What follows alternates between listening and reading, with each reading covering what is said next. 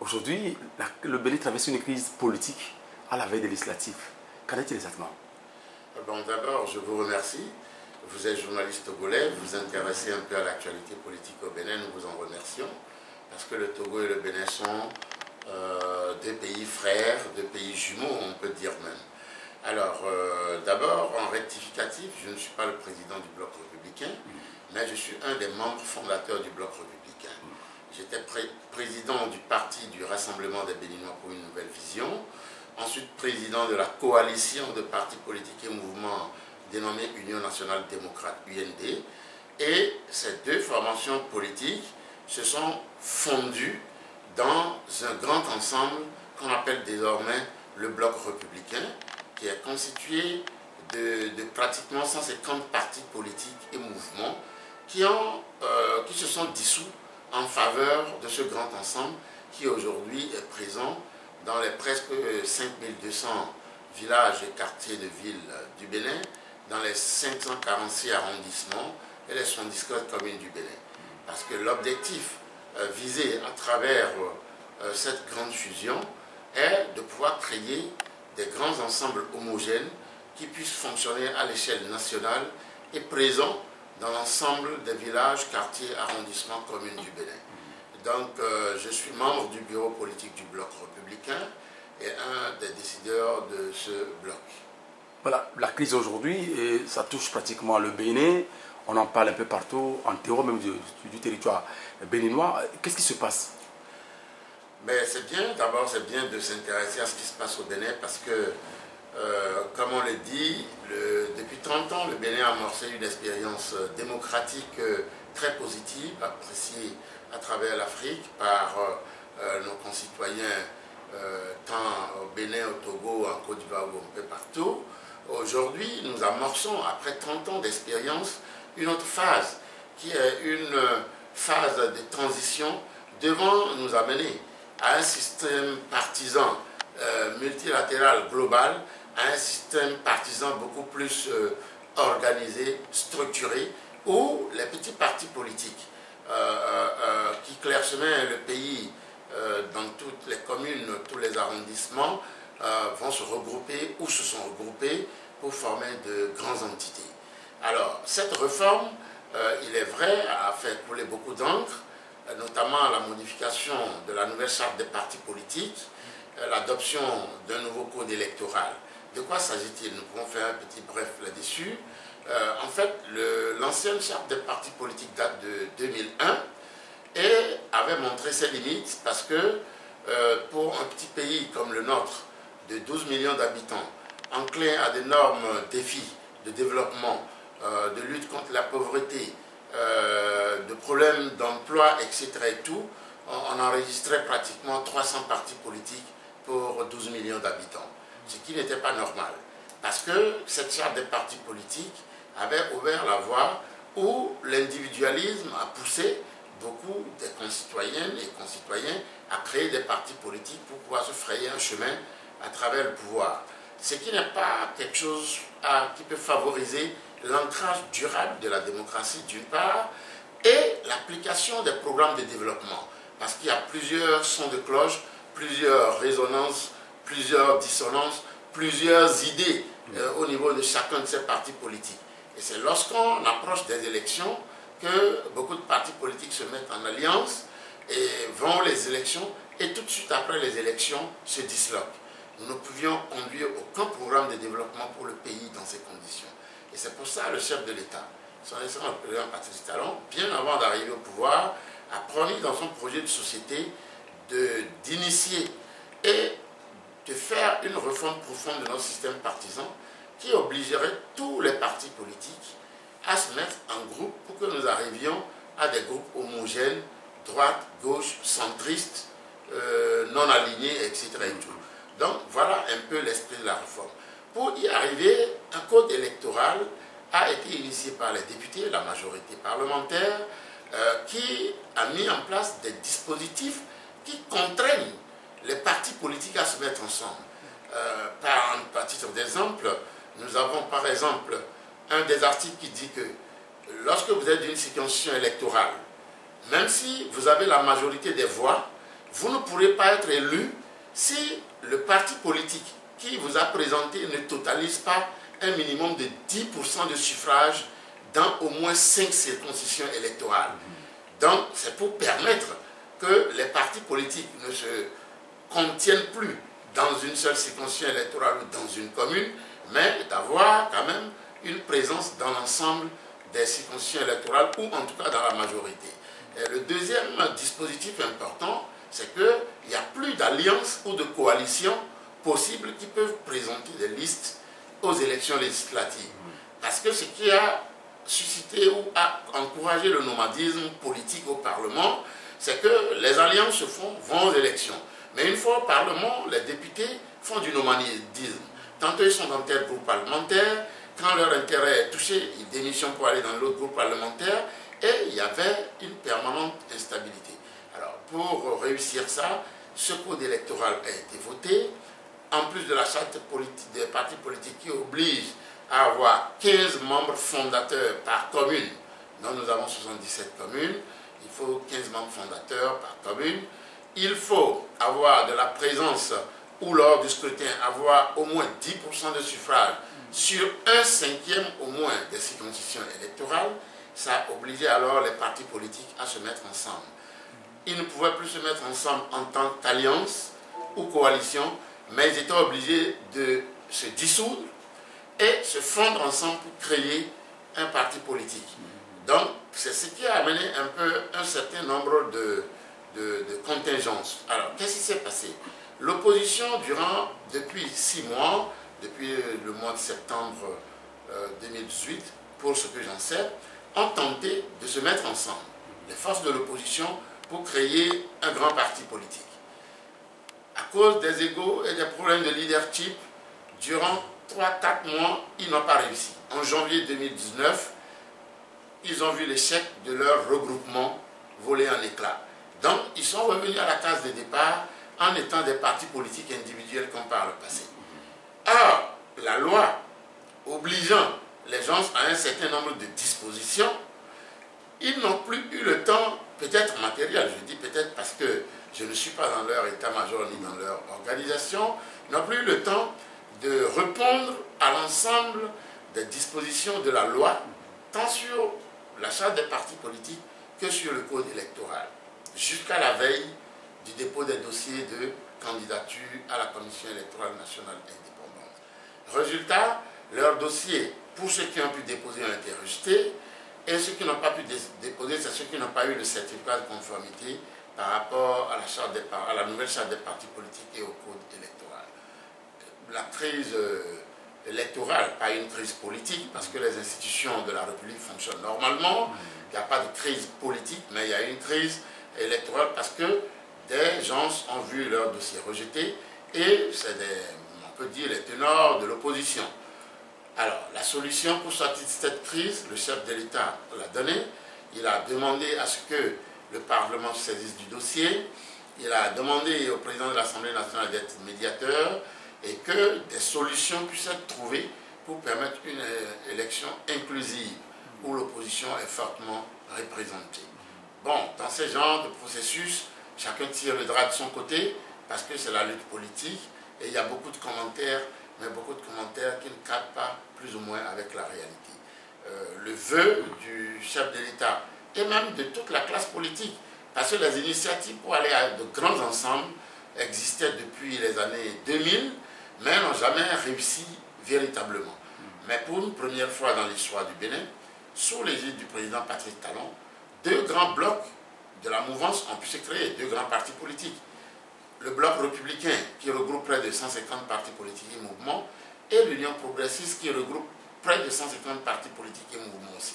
Dans le reste des partis politiques, c'est ceux de l'opposition qui devaient aussi se regrouper pour former soit le 3e ou le 3e, 4e bloc, mais qui n'ont pas réussi à le faire. Donc en résumé, voilà un peu la situation qui crée beaucoup qui fait couler beaucoup d'encre et qui fait, sinon le Bénin est un pays de paix et un consensus sera trouvé, nul doute, pour que nous ayons des élections inclusives et que le Bénin continue pas à étonner le monde. Voilà, vous venez de le dire, cette situation a créé tellement de confusion, beaucoup d'encre de salive. Et au niveau de l'opposition, on accuse le président Talon d'avoir introduit des tests pour empêcher l'opposition de participer, notamment sur ce volet de quitus fiscal au certificat de conformité. Et qu'est-ce qui s'est réellement passé au niveau du Parlement et que le test a été adopté et après aujourd'hui on conteste? Ben, vous savez, dans un système démocratique, c'est la loi de la majorité.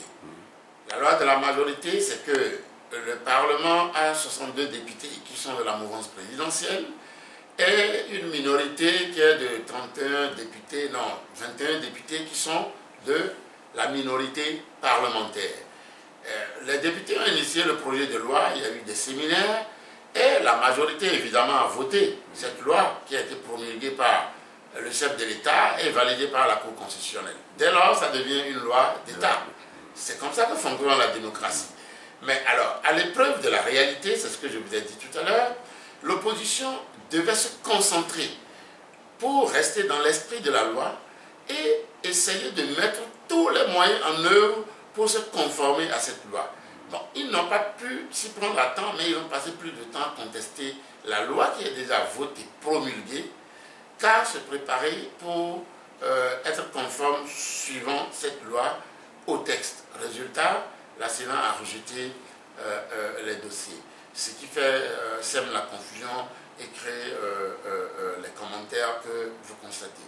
Donc, je pense qu'aujourd'hui, l'opposition, ce qu'elle peut-être demandait avant, c'était qu'il y ait d'abord des discussions inclusives. Mais vous savez, nous sommes en Afrique et même en Europe, aux États-Unis, aucune réforme ne peut se faire avec l'assentiment de 100% des gens. Dès lors que vous avez la majorité des gens qui disent « oui, nous sommes d'accord pour faire cette réforme », on y va. Sinon, le pays n'avancera jamais. Nous avons fait 30 ans d'expérience démocratique, il faut que nous allions de l'avant. L'ensemble des programmes de développement qui ont été initiés par les régimes successifs ont eu du mal à se mettre en œuvre parce qu'il n'y avait pas une synergie politique au plan national. Il y avait une fragmentation des idées politiques qui ne portaient pas ces programmes de développement issus des différents chefs d'État ou des régimes qui se sont succédés.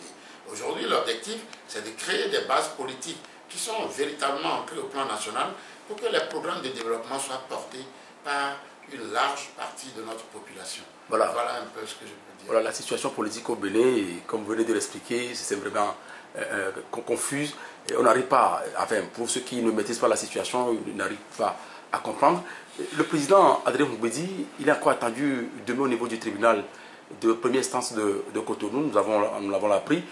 Qu'est-ce qui se passe au niveau de l'Assemblée nationale avec le président Adrien Mbedi? Non, l'Assemblée nationale n'a rien à voir.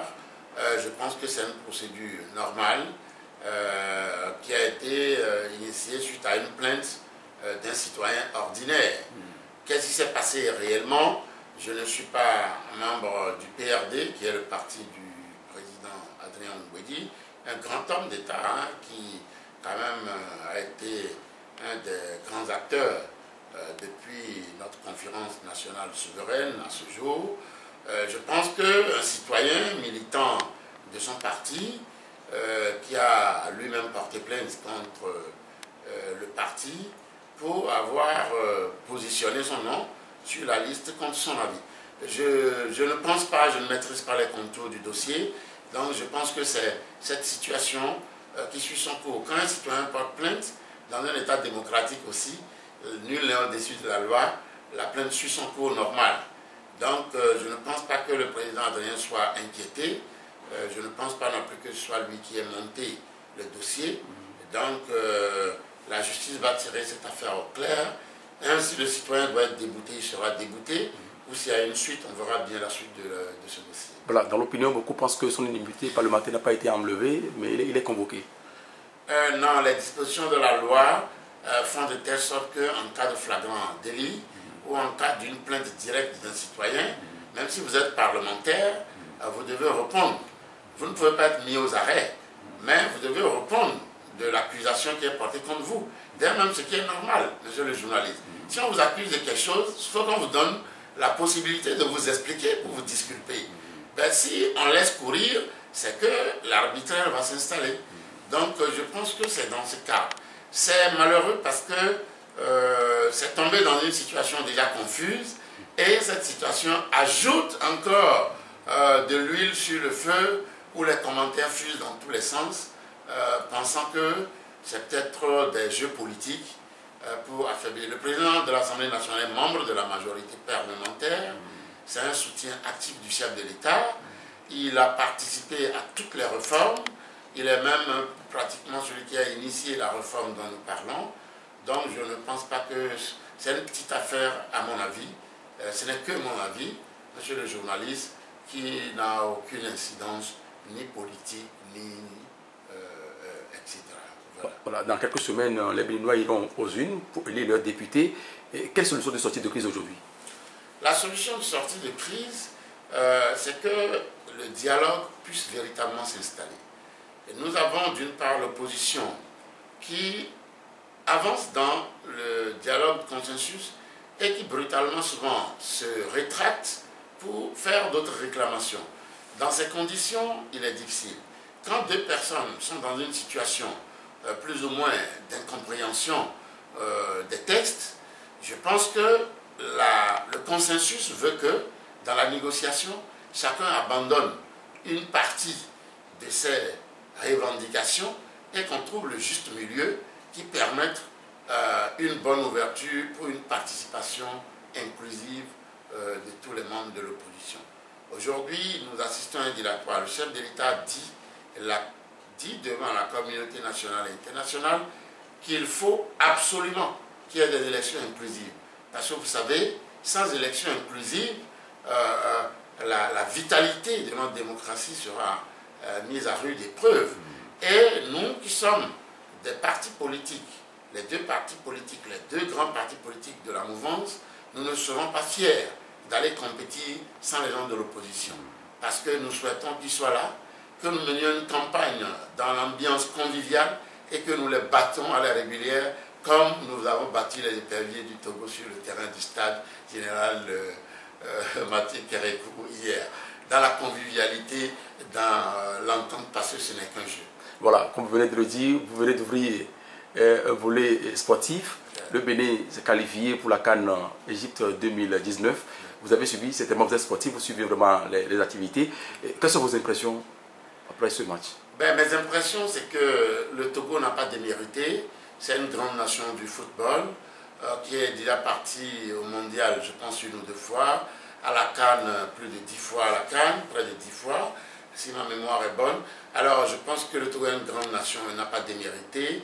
Le Bénin aussi est une nation en pleine construction et des réformes profondes ont été apportées à notre département sportif, conduit par le ministère du Sport et par la Fédération béninoise de football.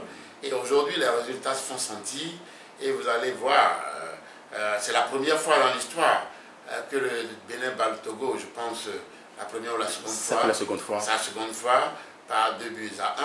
Ça veut dire que le Bénin est une nation en marche vers l'excellence du cuiron. Et cela se fait avec les programmes du nouveau départ qui, vous savez, dans tous les collèges et lycées du Bénin, on a ouvert les classes sportives. Nous sommes en train de construire 77 stades dans toutes les communes et énormément de programmes d'investissement pour booster notre sport national, le sport roi. Voilà, 4e participation très prochainement pour le Bénin. Et le Bénin n'a jamais franchi le premier tour. Quelles sont vos ambitions pour cette CAN, pour les écuries? Je peux déjà vous promettre que nous serons au minimum au quart de finale ou en demi-finale. Voilà. Et si vous avez peut-être un vœu en tant que politique au niveau des acteurs politiques, que direz-vous? Ce que je dirais, le Bénin est un pays de paix. Il a démontré depuis les indépendances.